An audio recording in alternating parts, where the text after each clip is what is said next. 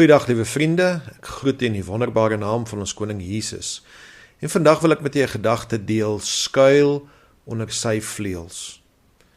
Nou, ek wil vandag eers vir jou verduidelik wat in Psalm 36 aangaan, en dan wil ek dit toepas, sodat jy dit kan verstaan, na aanleiding van Psalm 36 vers 8.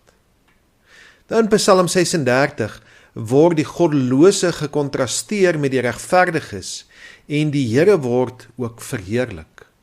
Sondaars is selfvernietigers, en wanneer sonde uiteindelik in sy ware kleure tevoorskyn kom, word sondaars 'n skrik vir hulle self gemaak. Maar wat ook al verkeerd is met die wêreld, ons kan seker wees dat God nooit verander nie, en dat diegene wat aan hom vashou, vir ewig vrede sal hê. Van die Here Jesus as die selfgenoegsame fontein gaan lewe uit, en deur hom word ons onderhou. In sy lig sien ons lig. Ons kan Jesus nie deur die lig van onsself sien nie, maar ons sien onsself in die lig van Jesus. Nou lees ons daarso in vers 8 van Psalm 36. Hoe kosbaar is u goedertierenheid, o God. Daarom skuil die mense onder die skaduwee van u vleuels. Het jy al die ervaring gehad van volkome sekerheid en sekuriteit wanneer jy na God vlug en hy jou toevou soos om in 'n koevert toegemaak te wees? Moontlik is jy onseker of dit moontlik is om die Here se teenwoordigheid in so sterk mate aan te voel. Maar ek wil vir jou sê, jy kan verseker wees. Wanneer die Here sy liefde op ons uitstort, gebruik hy baie keer geliefdes en vriende wat hy in ons lewe geplaas het, of iemand wat vir jou omgee net soos Jesus, asof Jesus self saam met jou stap. By ander geleenthede is hy sommer net daar vir ons, om ons toe te vou in sy teenwoordigheid.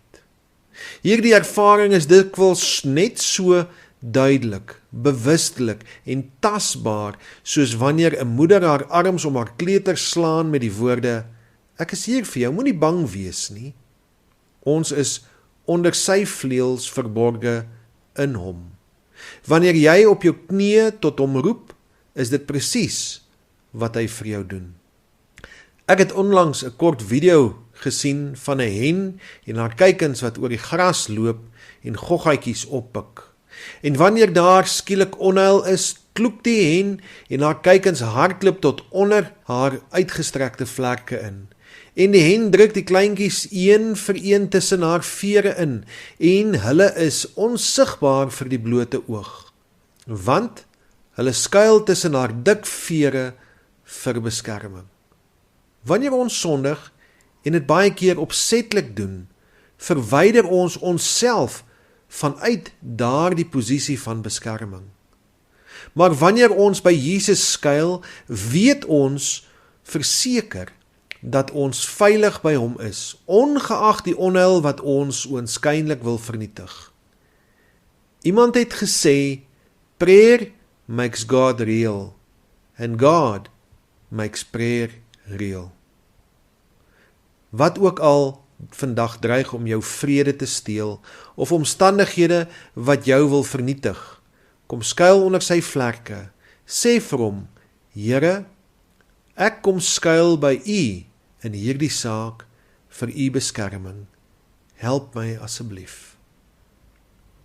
Here, vergewe my as ek my eie kop gevolg het en teen u gesondig het.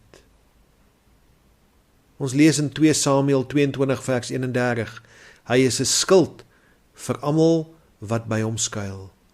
Psalm 34 vers 9, welgeluksalig is die man wat by hom skuil. Psalm 118 vers 9, dit is beter om by die Here te skuil as om op edeles te vertrou. Kom skuil vandag by hom en hy sal jou beskerm. Hy sal jou saak verdedig. Ek groet u tot volgende keer. Totsiens.